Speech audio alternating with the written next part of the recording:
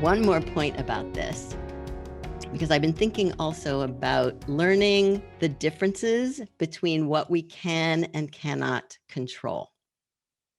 And I talked about this last year, right before the pandemic, actually, when I had been reading A Guide to the Good Life by William B. Irvin, which is a book about Stoicism and applying Stoicism to the modern day. And he also wrote another book that I recommended, The Stoic Challenge, which was kind of perfect for the pandemic. But in The Guide to the Good Life, he talked a lot about the difference between internal goals and external goals.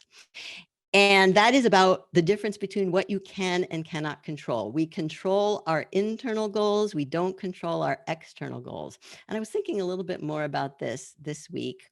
And I started writing a blog post because my thoughts are the fodder for content, as with many people. And so I just wanted to read you the little bit that I started writing. It's not a blog post yet, but it eventually will be. I was thinking about the new client who found me because one of her esteemed colleagues kept sharing my content. Now, within that example, right, and you may have your own examples of that, a new client who found you because someone they knew was sharing your content. And hopefully that is if you are creating content as one of the marketing tools. And so in that small example, what can I and can't I control? I can control my visibility, right, via social media, and I can control how much social media I do and when enough is enough, because you really can do too much. And I err on the side of just enough. I don't want to do more than I have to, truthfully. However, what I can't control there is who sees it and when, and especially who shares it and who sees that. And that's the part where marketing is just serendipity and timing and just being out there.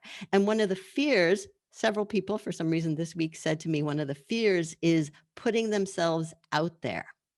And so I'm, again, curious about that. Like, what exactly is that fear? Oh, they're going to say, look at that stupid, blah, blah, blah. What is that? I don't know. It's words in the head.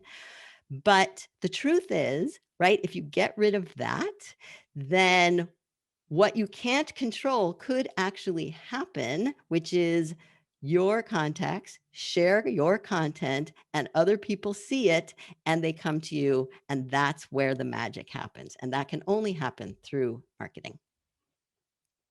I have one other example, and that is the prospect. We've all had them. We probably have them regularly, whose project seems good to go, as it were.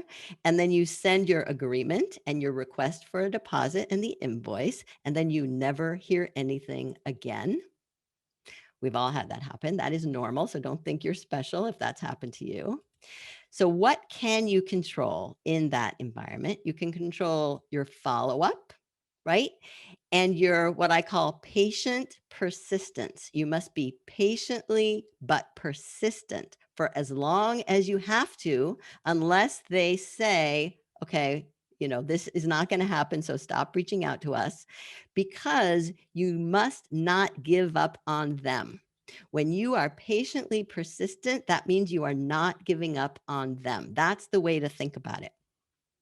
What you can't control is their pace, their process, and their constantly shifting priorities, which is sometimes known as chaos. All right.